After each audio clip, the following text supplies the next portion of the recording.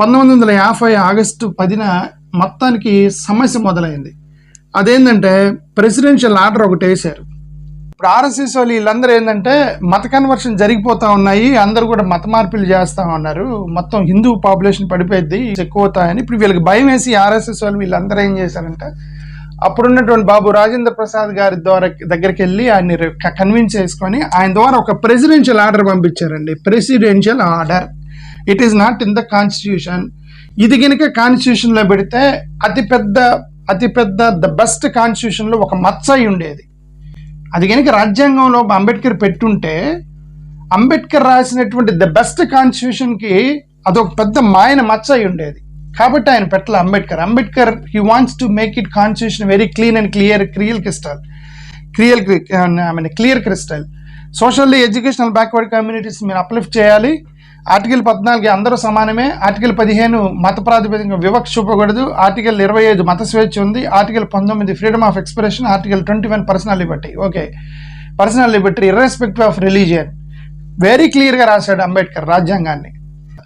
రాజ్యాంగం అమల్లోకి వచ్చిన 80 రోజుల తర్వాత ఒక ప్రెసిడెంట్ ఒక సర్క్యులర్ ద్వారా ఒక చిన్న లిటిగేషన్ పెట్టారు.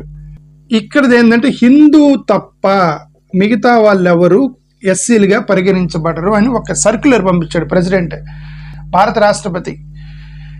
ఓకే, దీన్ని ఇప్పుడు వీళ్ళు రాజ్యాంగంలో ఉంది అంటారు కదా, రాజ్యాంగంలో లేదు. Ambedkar is very clear and crystal in his constitution. ఆ తప్పు అంబేద్కర్ చెయ్యబోడు, చేయలేదు కూడా.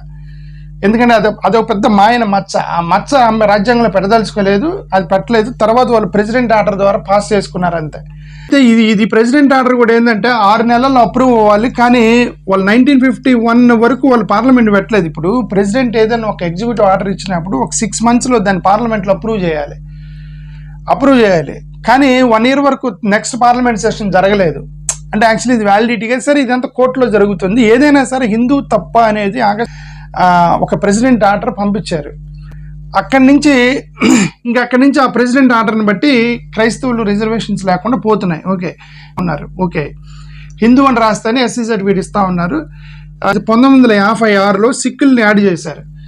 1956లో సిక్కులు కొట్లాడారు. ఎందుకంటే ఇది అన్యాయం, ఇది సిక్కులు హిందువులు మాత్రమే ఎస్సీ లేనిది, మా వాళ్ళు కూడా ఎస్సీలు ఉన్నారు, వాళ్ళు కూడా పేదరికంలో ఉన్నారు, వాళ్ళు కుటుంబిట్టాడుతున్నారు, వాళ్ళు దళిత కాలనీలో ఉంటున్నారు, వాళ్ళు కూడా వివక్ష ఉంది, వాళ్ళు కూడా పురుగుడిసలో ఉంటున్నారు, వీళ్ళకి ఎందుకు ఎవరైనా వీళ్ళు కొట్లాడారు. సిక్కులు కొడితే 1956లో హిందూ సిక్ అనే 2 పదాలు యాడ్ చేశారు. హిందూ సిక్ 1956 నుంచి హిందువులు సిక్కులు తప్ప మిగతా వాళ్ళు ఎవరికి ఎస్సీ సర్టిఫికేట్ ఇవ్వాలి.